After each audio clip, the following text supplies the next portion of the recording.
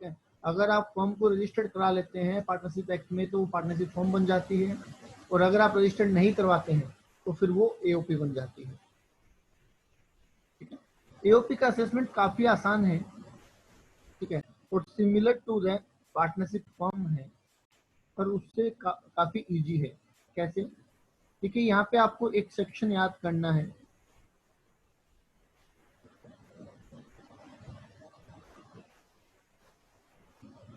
Section 40B है। आपको याद है वहां पे हमने कौन सा सेक्शन पढ़ा था? पार्टनरशिप फॉर्म में कौन सा सेक्शन पढ़ा था ऐसा ही कुछ मिलता हुआ?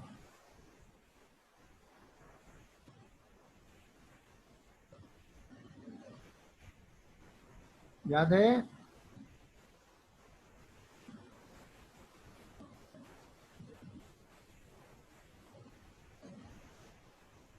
सेक्शन पूछा है, सेक्शन। Yes, very good.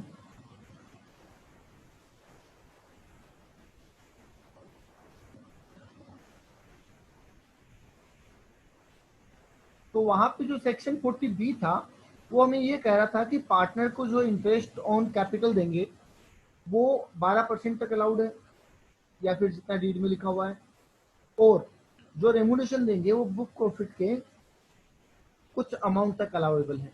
जबकि यहाँ पे ऐसा नहीं है। यहाँ पे जो मेंबर्स को जो भी रेमुनेशन दिया गया है, ठीक है, वो चाहे सैलरी है,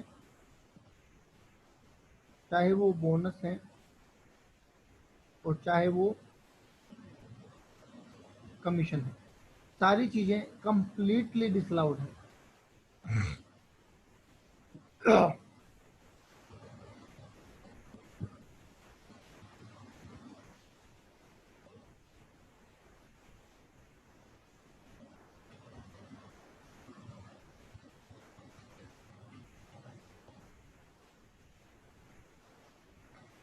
ठीक है, यहाँ पे कंप्लीटली डिसअलाउड है, कोई भी लिमिट नहीं है।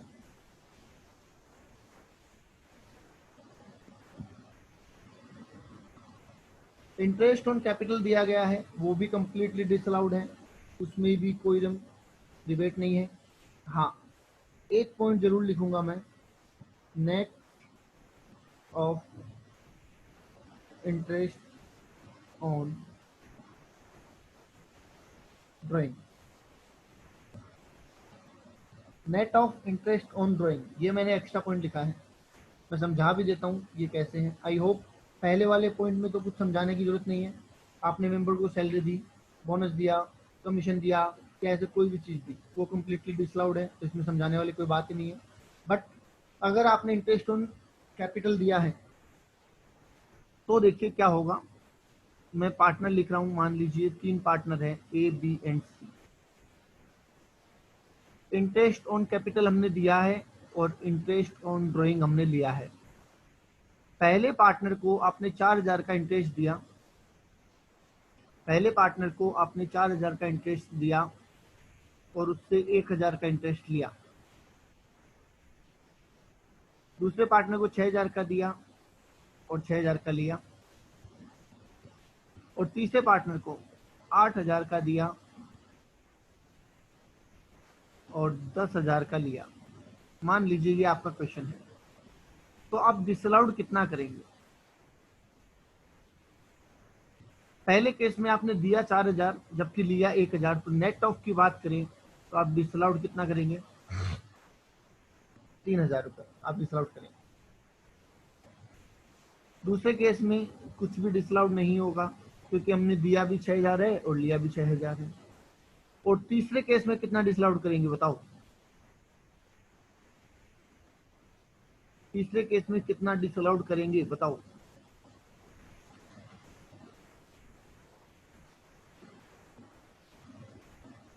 0। क्यों? क्योंकि दिया कम है और लिया ज्यादा है, तो इनकम है और इनकम है तो इनकम का तो कुछ होता नहीं है। बोलिए, क्लियर है? बस यही याद रखना है। बाकी सारे प्रोविजन तो जो हमने बीएनपी में पढ़े हैं सेम वही चलेंगे, सिर्फ ये एक सेक्शन अलग से आपको याद रखना है। बताइए, ये सेक्शन समझ में आ गया? कोई डाउट नहीं है इस सेक्शन में? जल्दी से रिप्लाई कर दो, फिर आगे चलता हूँ। ओके, अब चलते हैं इस चैप्टर के सबसे इंपॉर्टेंट पॉइंट के ऊपर, और वो है टैक्स रेट।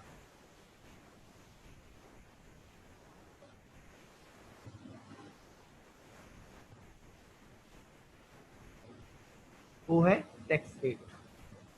क्या मतलब है टैक्स रेट का, ये समझो आप। आम, सबसे पहले तो लगती है स्पेशल रेट। तो वही स्पेशल रेट में बार बार अनअब्जॉर्ब डेप्रिसिएशन का क्या होगा, क्या होगा, खर्चा होता है ना अब्जॉर्ब डेप्रिसिएशन। अनअब्जॉर्ब डेप्रिसिएशन तो खर्चा है ना, सेट ऑफ में आएगा।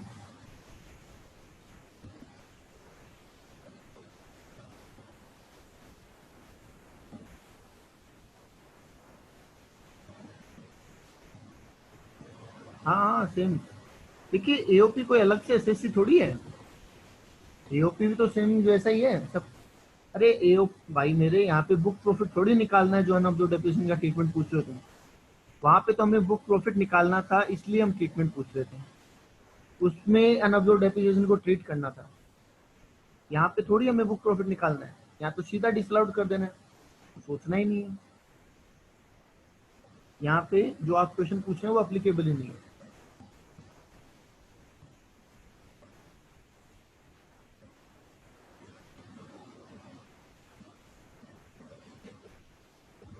बस अब ये टेबल जो मैं बनाने जा रहा हूँ इसको बड़ा ध्यान से समझ लेना, क्योंकि ये अगर समझ में नहीं आई तो क्वेश्चन में दिक्कत आ जाएगी। ठीक है, तो अगले 10 मिनट मेरे को ध्यान से सुन लें आप। ठीक है, वैसे पूरी क्लास में सुनना है, ऐसा नहीं 10 मिनट के बाद चले जाओ। देखो क्या कह रहे हैं, एओपी की इनकम सेम वैसे ही निकलेगी जैसे बाकी एसएससी की निकलती है। एओपी का टैक्स भी वैसे निकलेगा जैसे बाकी एसएससी का निकलता है। एओपी पे स्पेशल रेट भी वैसे ही निकलेगी लगेगी जैसे बाकी एसएससी पे लगती है। यहाँ पे जो नॉर्मल रेट हम डिसाइड कर रहे हैं वो भी वैसे ही कैलकुलेट होगी जैसे बाकी एसएससी की होती है, बट वो रेट क्या होगी ये हम डिटरमाइन कर रहे हैं। ध्यान रहे, ये सिर्फ हम इसलिए कर रहे हैं कि रेट क्या होगी। बाकी सब लोगों के वॉइस क्लियर है, एक बार कमेंट कर दो। जय बोल रहा है वॉइस क्लियर नहीं है, तो बाकी लोग भी बता दो एक बार वॉइस क्लियर है या नहीं है। क्लियर है, क्लियर है, क्लियर है। जय बेटा एक बार रियो लॉगिन कर लो आप।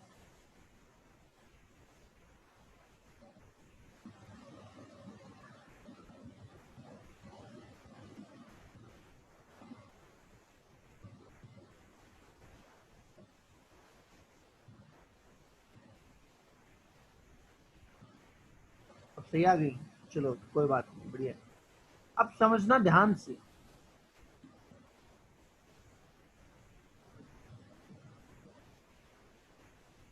आपको ये कहा जाता है कि एक एओपी में 4 मेंबर हैं। ठीक है, तो क्या ये जरूरी है कि आपको ये बताया जाए कि चारों का हिस्सा कितना कितना है। एओपी में 4 मेंबर है ये तो बता दिया, पर क्या ये बताना जरूरी है कि चारों का हिस्सा कितना है। क्या एओपी की इनकम निकालने के लिए ये जानना जरूरी है कि चारों का हिस्सा कितना है।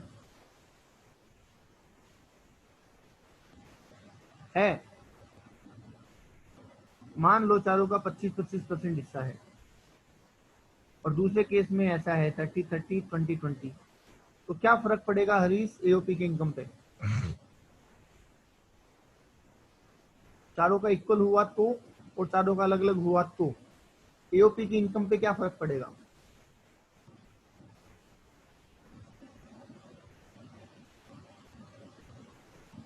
अब नो हो गया। चलो कोई बात, तो जरूरी नहीं है। बिल्कुल, तो हम एओपी के लिए बात कर रहे हैं, तो जरूरी नहीं है क्वेश्चन में आपको शेयर दे रखा हो। तो हमारे पास दो कंडीशन बन रही है, शेयर ऑफ मेंबर नोन और share of member is not known या अननोन। ठीक है, पहला केस जब हमें मेंबर का हिस्सा पता है, और दूसरा केस जब हमें मेंबर का हिस्सा नहीं पता। टैक्स रेट डिटरमाइन करने में ये बड़ा काम आएगा। ठीक है, अब यहाँ पे पहला केस क्या बन रहा है, none of the member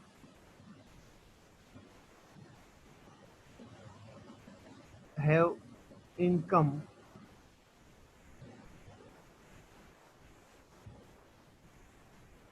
exceeding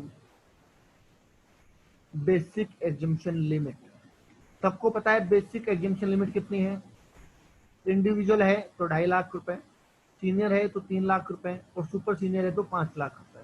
firm और कंपनी के केस में बेसिक एग्जम्पशन लिमिट 0 होती है।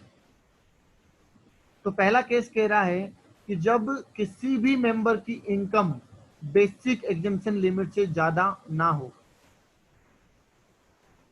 किसी भी मेंबर की इनकम बेसिक एग्जम्पशन लिमिट से ज्यादा ना हो, तो ज्यादा नहीं है और हमें मेंबर का शेयर पता भी है, इन दैट केस एओपी के ऊपर स्लैब रेट लगेगी।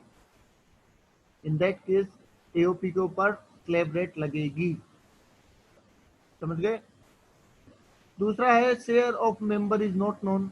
अगर मेंबर का शेयर नहीं पता है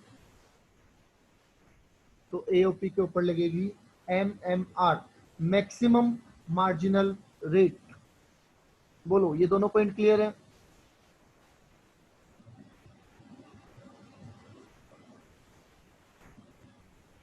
आपको दो बातों का कॉम्बिनेशन देखना है, किसी भी मेंबर की इनकम बेसिक एग्जम्पशन लिमिट से ज्यादा है या नहीं। अगर नहीं है तो मेंबर का शेयर पता है या नहीं। अगर ये दोनों कॉम्बिनेशन बैठते हैं, ये और ये, जैसे मैं इधर दे देता हूं, देखो 1 और 2, और यहां लिख देते हैं ए एंड बी।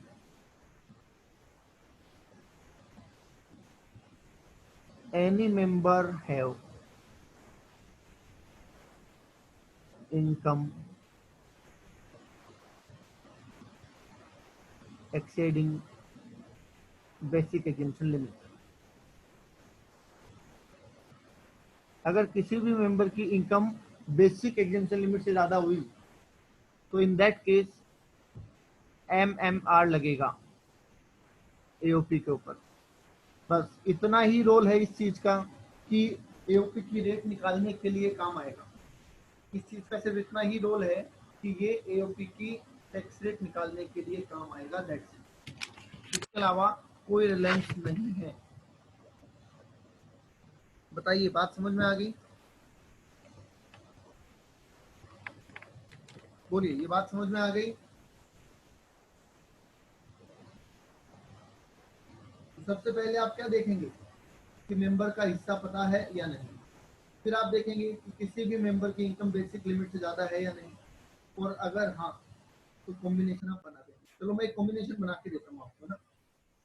1A, बताओ कौन सी रेट लगेगी? 1A अगर कॉम्बिनेशन बन रहा है तो कौन सी रेट लगेगी? मेंबर की इनकम में एओपी की इनकम ऐड करके देखेंगे क्या? नहीं बेटा, नहीं देखेंगे। बिल्कुल अच्छा क्वेश्चन आपका, बहुत अच्छा क्वेश्चन है।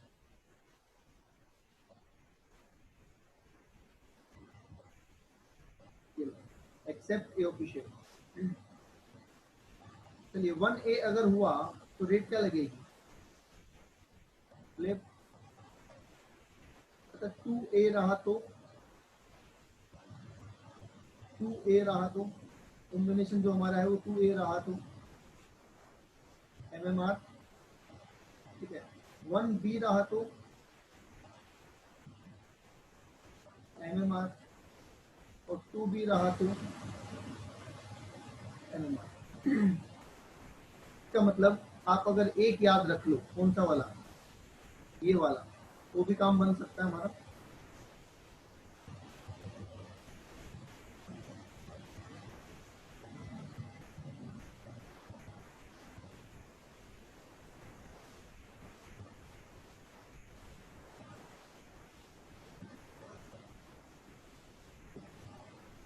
ओके, अब देखते हैं एमएमआर है कितनी।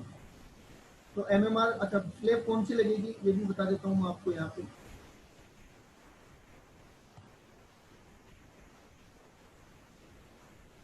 बिलो 6 ईयर वाले, क्योंकि यहाँ पे सीनियर सुपर सीनियर का तो कोई मतलब नहीं है। ये वाली स्लेब रेट लगेगी। एमएमआर होगा 30%, जो कि हाईएस्ट रेट हमारी, प्लस 37%, जो कि हाईएस्ट सरचार्ज है हमारा, और प्लस 4%। 30% plus 37% plus 4%। बता सकता है कोई इफेक्टिव रेट क्या होगी, एमएमआर क्या बोलती? 42.744। Very good. 42.744। ऐसे मत जोड़ देना कि 30 प्लस 37 प्लस 4, और ये तो 71 हो रहा है, ऐसे मत जोड़ देना।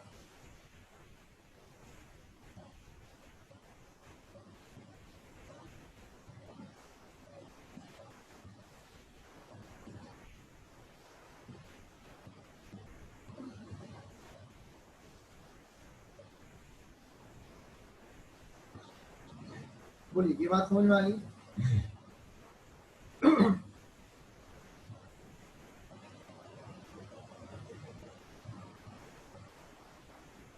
ये बात समझ में आ गई? तो आपको ये डिटरमाइन करना है, क्वेश्चन स्टार्ट होते ही आपको ये डिटरमाइन कर लेना है कि एओपी की टैक्स रेट क्या होगी। जैसे फिर सारा काम आसान है।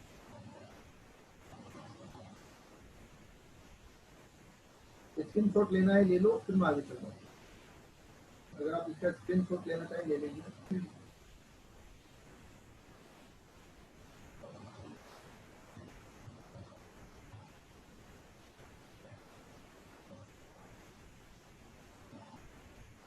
डन, चलिए।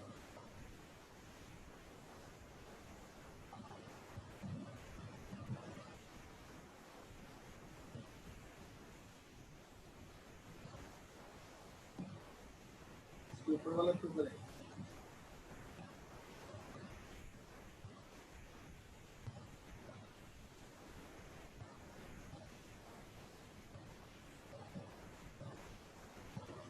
ये वाला, ये लो।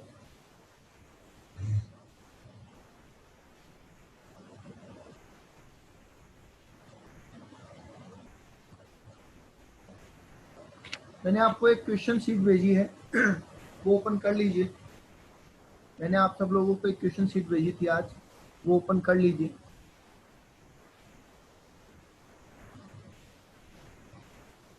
असेसमेंट ऑफ वेरियस एंटिटीज के नाम से क्वेश्चन शीट भेजी थी, वो आप ओपन कर लें।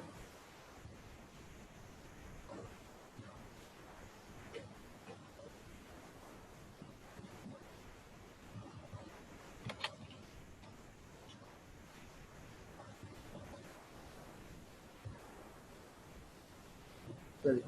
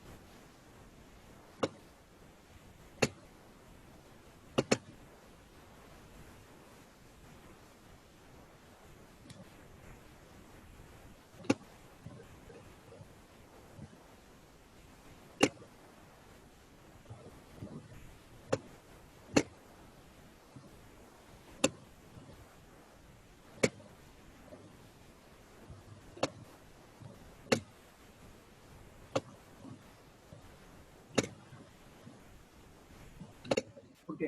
देखिए, विजिबल है आपको? क्वेश्चन दिख रहा है आपको? तो क्वेश्चन मैंने आपके सामने रखा है, वो दिख पा रहा है आपको?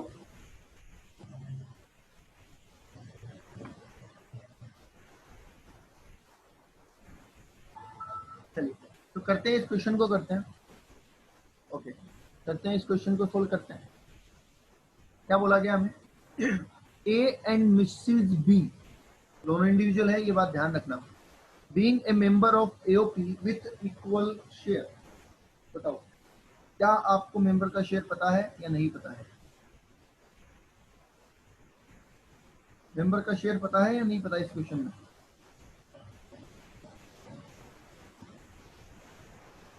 पता है। एक बात तो हमें पता चल गई।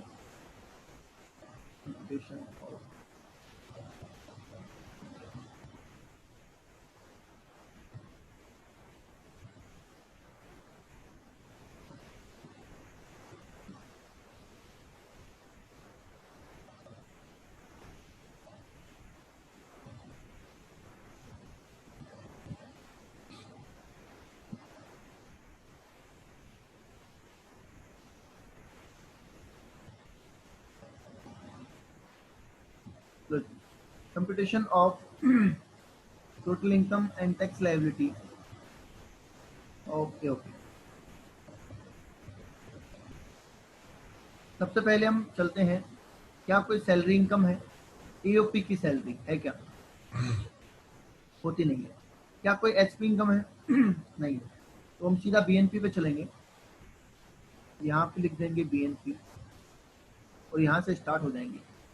नेट प्रॉफिट दे रखा है और नेट प्रॉफिट उठा लीजिए, जैसे आप बीएनपी के इनडायरेक्ट मेथड में करते हैं, और अमाउंट कितना स्टार्ट करें। ठीक है, कितना अमाउंट दे रखा है? 4,08,000 रुपये।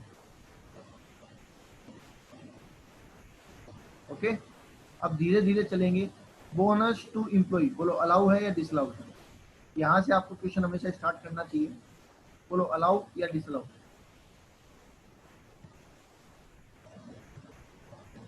अलाउड है या डिसअलाउड है? आंसर करते रहिए फटाफट। Bonus to employ disallowed, bonus to employ disallowed, दोबारा सोच लो।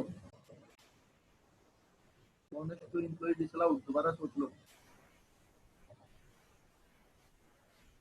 अलाउड है, बिल्कुल अलाउड है। किसने कहा भी डिसअलाउड है? किसने कहा बोनस टू एम्प्लॉय डिसअलाउड?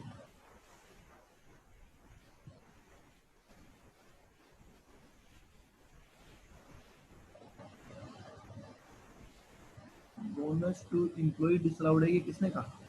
कहाँ लिखा है? अब ऐसी गलतियां आप एग्जाम में करके आओगे तो जाहिर सी बात है ना, फिर रिजल्ट क्या आएगा आपको पता ही है।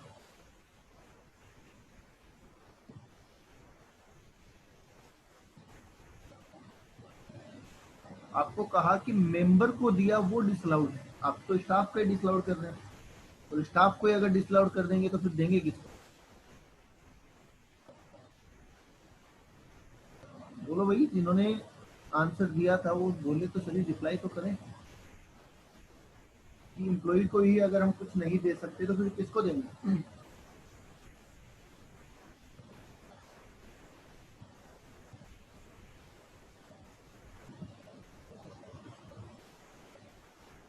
जल्दबाजी किस बात की है? कहाँ जाना है बेटा? शांति से, है ना, तसल्ली से। किसका होगा आप बताओ, मैंने किसका बताया है ऊपर? आप बताओ मैंने किसका डिसअलाउड बताया है?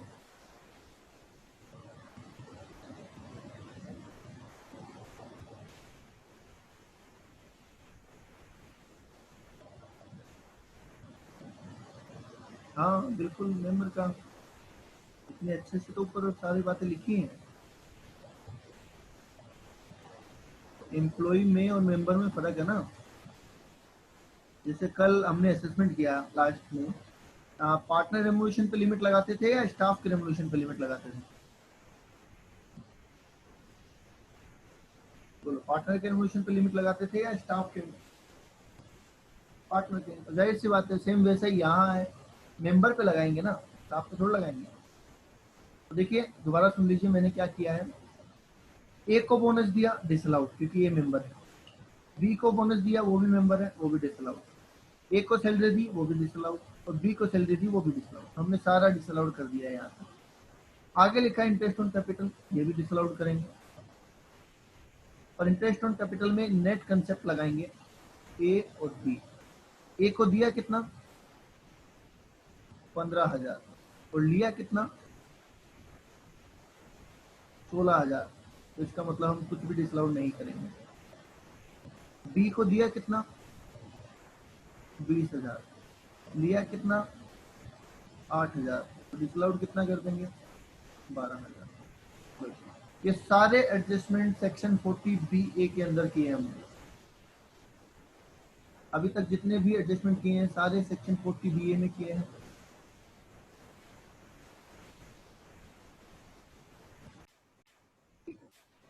अब जनरल बातें कर लेते हैं। अदर एक्सपेंसेस अलाउड है या डिसअलाउड, ये बताओ। नहीं, इसमें कोई लिमिट नहीं है बेटा, 12% की कोई लिमिट नहीं है। हाँ, इसमें कोई लिमिट नहीं है। अदर एक्सपेंसेस अलाउड होंगे या डिसअलाउड होंगे, जल्दी। अदर एक्सपेंसेस अलाउड होंगे या डिसअलाउड,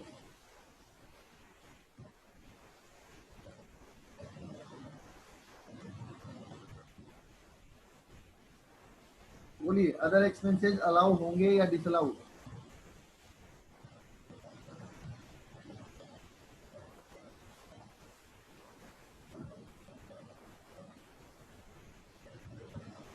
जल्दी रिप्लाई करें।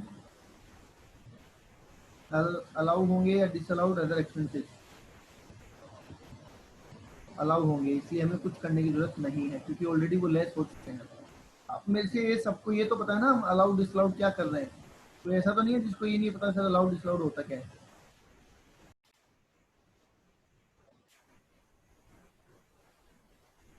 ऐसा तो नहीं है ना कोई महान आदमी जिसको ये ना पता हो कि अलाउड डिसअलाउड का मतलब क्या और हम क्यों कर रहे हैं।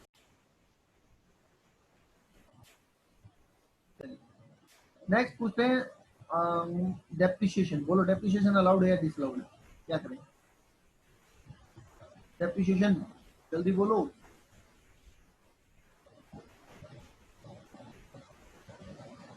5,400, क्या वो तो बात की बात है, पहले आगे पहले क्वेश्चन तो करो। अरे लाइन से चलोगे या उड़ते हुए चलेंगे कि पहले पॉइंट नंबर 3 फिर पॉइंट नंबर 1, ऐसे थोड़ी करेंगे।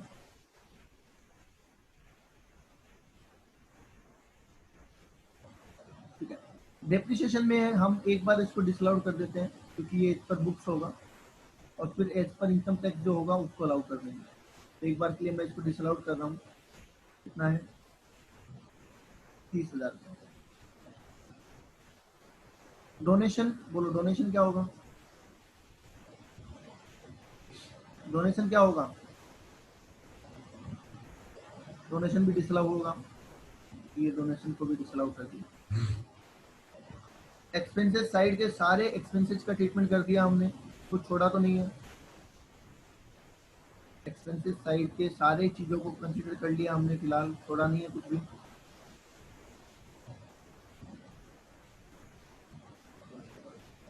इनकम साइड के भी सारे आइटम कंसीडर कर लिए हैं, कुछ नहीं छोड़ा। यहाँ तक किसी के कोई डाउट है तो बोल दो।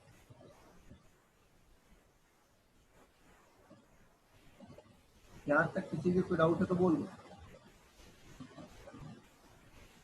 डोनेशन क्यों डिसअलाउड हुआ है बताओ, डोनेशन होता है कि डिसअलाउड, बीएनपी में पढ़ा है सेक्शन 36 में कि अगर कोई डोनेशन है तो डिसअलाउड है, इसलिए किया है।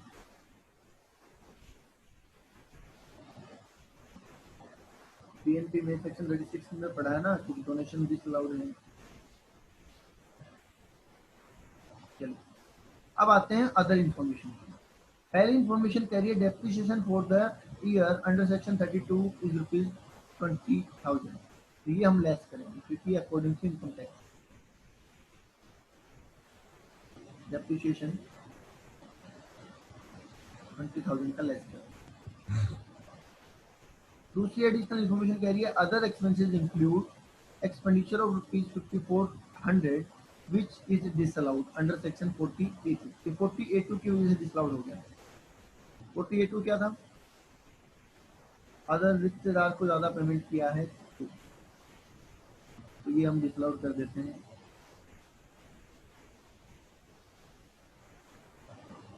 5,400 ऐसे चलना है आपको सीक्वेंस से, वरना कोई ना कोई पॉइंट छूट जाएगा।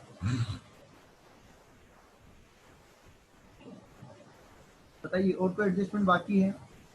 नीचे में लिखा है other personal income of A and B, वो बात की बात है। पर्सनल इनकम ए और बी की, उससे एओपी को क्या लेना देना है?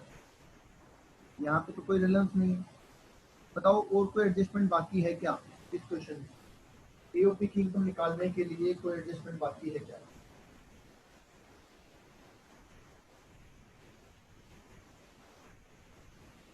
नहीं है तो टोटल कर दो, नहीं है तो टोटल कर दो।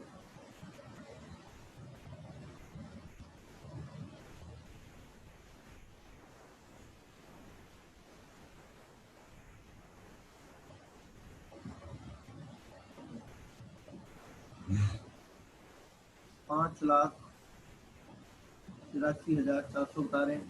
चेक कर लो भी सही है।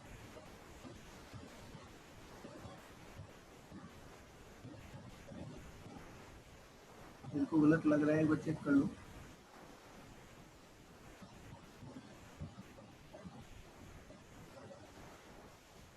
5,92,400।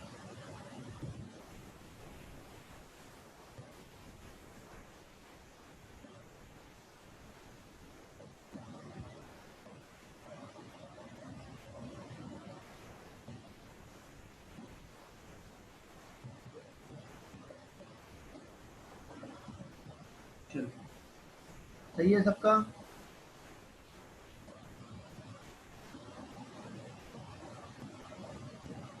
आयुषी गलत है तुम्हारा टोटल, चेक करो एक बार।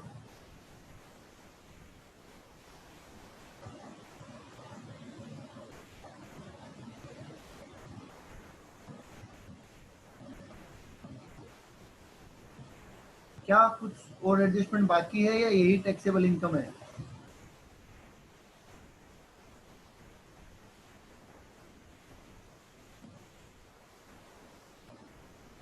यही टैक्सेबल इनकम है या कोई चीज बाकी है? डिडक्शन बाकी है बिल्कुल।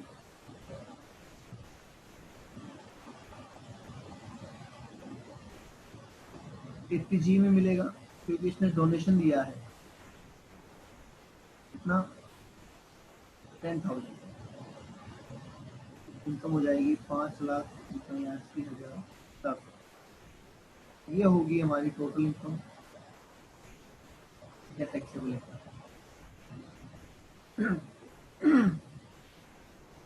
बोलिए ये 5,82,400 कैसे आए? यहाँ तक किसी को डाउट है तो बोलो।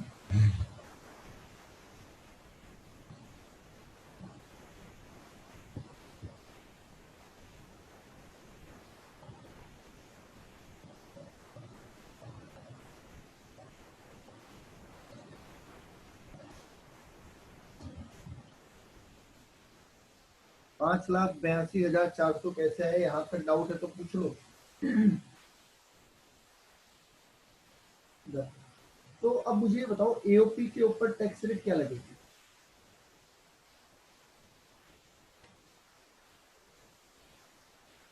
एओपी के ऊपर टैक्स रेट क्या लगेगी?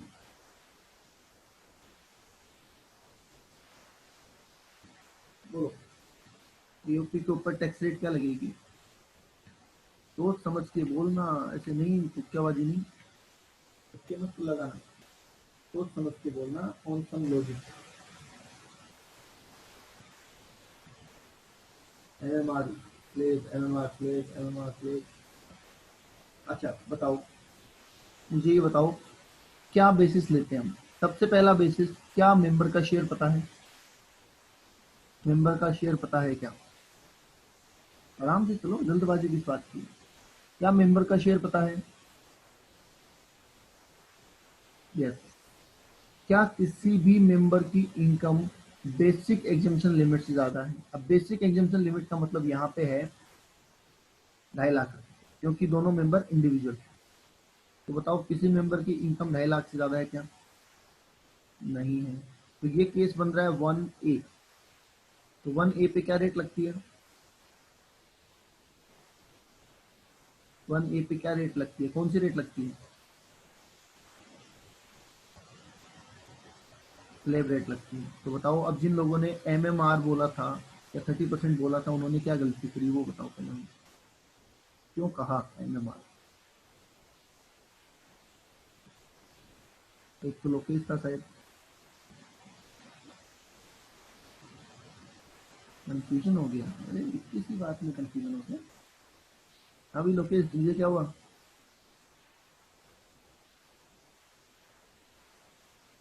अच्छा, अब ठीक है, अब तो नहीं हो कंफ्यूज?